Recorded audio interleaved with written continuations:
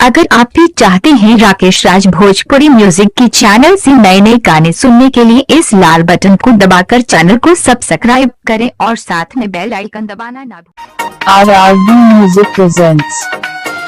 mixed by DJ Rakesh Sahu, Shyam Sharma. You are listening Subhas Mixed by DJ Rakesh Sahu. हाला सुनानी है हम खाके कहो तू कसम का घोटाल रहे घटना गुवाहाटी में हाला सुनानी है हम खाके कहो तू कसम का घोटाल रहे घटना गुवाहाटी में सबके सोझा ले ले भोटवा पे की सुभाष राजा पार्टी में सबके सोझा ले ले भोटवा पे की सुभाष राजा party RRB Music presents Shyam Sharma. RRB Music presents काहे न कइलो तू इनका के महाना तोहरे के दोषी मनाता जमाना उन्हीं के गाना पे होते रहे डांस हो होले महफिल में मिल गइल चांस हो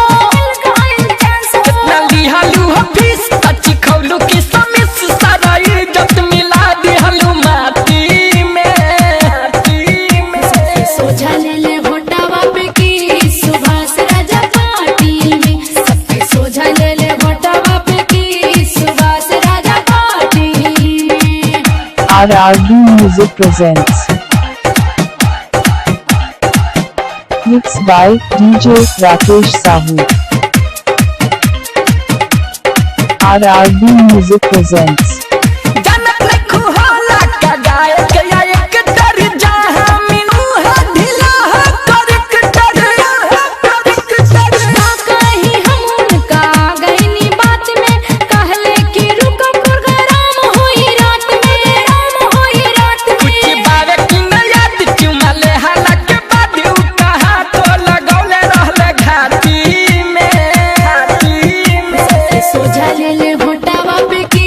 सुभाष राजा पार्टी में सबके सोझा ले ले भोटवा पे की सुभाष राजा party RRB Music presents Shyam Sharma.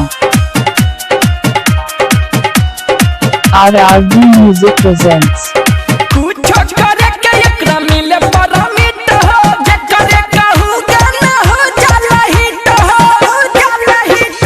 Pradeep दीवाना और यादित राज हो सोनू पर बात कौन कैलन हाज हो तू एतने से सीख न त ले ले बाऊ चिख घिउ घोसी उ तोहरा चपाती में सोझा ले ले भोटवा पे की सुभाष राजा पार्टी में सबके सोझा ले ले भोटवा पे की सुभाष राजा पार्टी हाला सुनानी है हम खाके कहो तू कसम का घोटाल रहे घटना गुवाहाटी में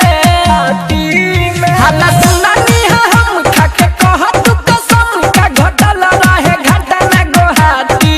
में सबके सोझा ले ले भोटवा पे की सुभाष राजा पार्टी में सबके सोझा ले ले भोटवा पे की सुभाष राजा पार्टी RRB Music presents